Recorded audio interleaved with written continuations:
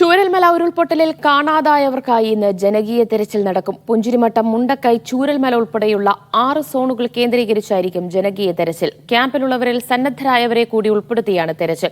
പ്രാദേശിക ജനപ്രതിനിധികൾ, സന്നദ്ധ പ്രവർത്തകർ തുടങ്ങിയവരും പങ്കെടുക്കും. 8 മണിയോടെ തെരച്ചിൽ തുടങ്ങും. രാവിലെ 9 മണിക്കുള്ളിൽ രജിസ്റ്റർ ചെയ്യുന്നവർക്ക് തെരച്ചിലിൽ പങ്കെടുക്കാം. വെള്ളിയാഴ്ചയും വിവിധയിടങ്ങളിൽ ജനകീയ തെരച്ചിൽ നടന്നിരുന്നു. ദുരന്തത്തിൽ ഇതുവരെ 427 പേരുടെ മരണമാണ് സ്ഥിരീകരിച്ചത്. ഇനി 130 പേരെയാണ് കണ്ടെത്താനുള്ളത്. വിവരങ്ങൾ ഫൈസൽ നെടുമ്പാല നൽകും. ഫൈസൽ, വെള്ളിയാഴ്ചയും സമാനമായ രീതിയിൽ ജനകീയ തെരച്ചിലുണ്ടായിരുന്നു. പക്ഷേ ഇന്നലെ പ്രധാനമന്ത്രി എത്തുന്നതുകൊണ്ട് തന്നെ വളരെ വേഗത്തിൽ ആ തെരച്ചിൽ അവസാനിപ്പിക്കേണ്ടി വന്നിരുന്നു. അപ്പോൾ അതുകൊണ്ടാണ് ഇന്നൊരു വ്യാപകമായ തെരച്ചിലേക്ക് കടക്കുന്നത്. എത്ര മണിയോടുകൂടി ആരംഭിക്കും ജനകീയ തെരച്ചിൽ?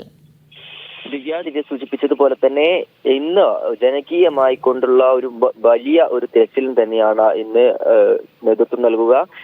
നേരത്തെ വെള്ളിയാഴ്ചയും ഇത്തരത്തിൽ ജനകീയമായ ഒരു തെരച്ചിൽ പറഞ്ഞിരുന്നു. പക്ഷേ ക്യാമ്പിലുള്ളവരും അത്തരത്തിൽ പ്രാദേശികമായിട്ടുള്ള ആളുകളുടെയും ഒരു കുറവ് വെള്ളിയാഴ്ച ഉണ്ടായിരുന്നു. മാനസികമായും അവർക്ക് ഈ പ്രദേശങ്ങളിലേക്ക് എത്തിപ്പെടാനുള്ള ഒരു ബുദ്ധിമുട്ടുണ്ടായിരുന്നു. മറ്റൊരു കാര്യം, ശനിയാഴ്ച പ്രധാനമന്ത്രിയുടെ വരവുമായി ബന്ധപ്പെട്ട് വളരെ പരിമിതമായ സമയം മാത്രമാണ് വെള്ളിയാഴ്ച അനുവദിച്ചിരുന്നത്. 6 മണി മുതൽ 11 മണി വരെ മാത്രമാണ് വെള്ളിയാഴ്ച ഒരു ജനകീയ തെരച്ചിലിന് സമയം അനുവദിച്ചിരുന്നത്. അതുകൊണ്ട് തന്നെ പല ആളുകളും ഇത്തരത്തിൽ ഈ കുറഞ്ഞ സമയത്തിൽ അവിടെ വന്ന് അല്ലെങ്കിൽ അത്തരത്തിൽ തിരച്ചിൽ നടത്തുന്നത് കൊണ്ട് പ്രായോഗികമായില്ല എന്ന് മനസ്സിലാക്കിക്കൊണ്ടാവണം പലരും അന്ന് എത്തിയിട്ടുണ്ടായിരുന്നില്ല. പക്ഷേ മന്ത്രിയുടെ വാർത്താ സമ്മേളനത്തിൽ വളരെ കൃത്യമായി പറഞ്ഞിരുന്നു, ഞായറാഴ്ച, അതായത് ഇന്ന് കൃത്യമായിക്കൊണ്ട് നാട്ടുകാരുടെയും പ്രാദേശികമായിട്ടുള്ള മറ്റു ആളുകളുടെയും ക്യാമ്പിൽ കഴിയുന്നവരുടെയും ഒക്കെ എല്ലാവരുടെയും സാന്നിധ്യത്തിൽ രാവിലെ മുതൽ വൈകുന്നേരം വരെയുള്ള ബൃഹത്തായ ഒരു തെരച്ചിൽ തന്നെയായിരിക്കും നേതൃത്വം നൽകുക. നേരത്തെ സൂചിപ്പിച്ച പോലെ 6 സോണുകളായി തിരിഞ്ഞുകൊണ്ടായിരിക്കും ഈ തെരച്ചിൽ നടക്കുക. ഒന്ന് പുഞ്ചിരിമട്ട പ്രദേശത്ത് നടക്കും. അതുപോലെ മുണ്ടക്കൈ, ചൂരൽമല, വില്ലേജ് റോഡ്, ചാലിയാർ ഉൾപ്പെടെയുള്ള പ്രദേശങ്ങളിലായി തിരിഞ്ഞുകൊണ്ടായിരിക്കും